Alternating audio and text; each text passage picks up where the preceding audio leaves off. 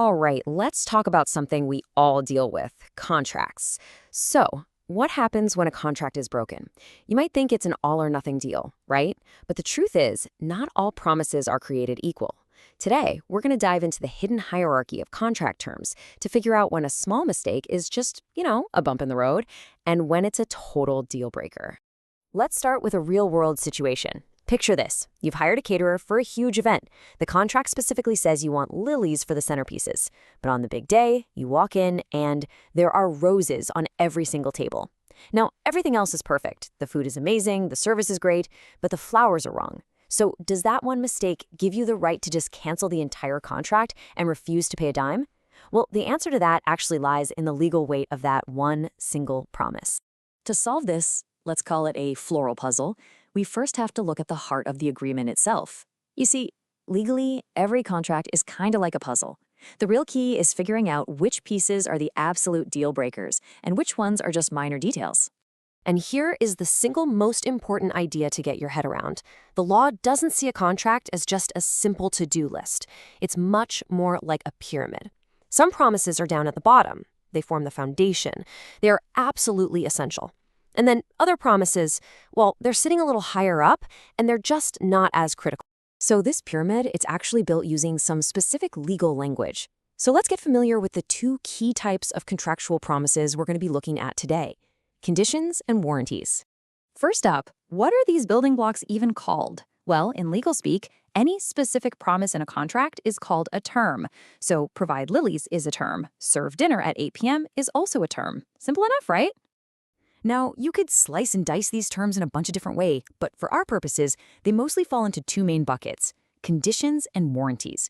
And honestly, understanding the difference between these two is what's going to solve our flower problem. So why does this distinction matter so much? Because the consequences for breaking a condition are wildly different from the consequences for breaking a warranty. One's a major breach, the other is minor. Okay, let's break this down. A condition, that goes to the very root of the contract. It's the fundamental reason you even made the deal. A warranty, on the other hand, is more of a supporting promise. Yeah, it's important, but it's not essential to the main point of the whole agreement. The real question that lawyers ask is this: would you have even signed the contract if you knew that this specific term was going to be broken? If the answer is no, you're probably looking at a condition. I love this analogy. It's a great way to think about it. Breaking a condition is like finding a huge crack in the foundation of a brand new house. The whole thing is at risk.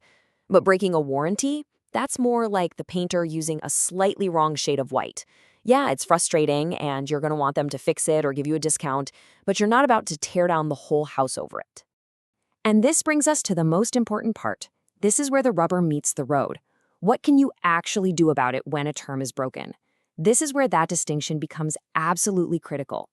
Okay, this slide right here is basically the whole ballgame, so pay close attention.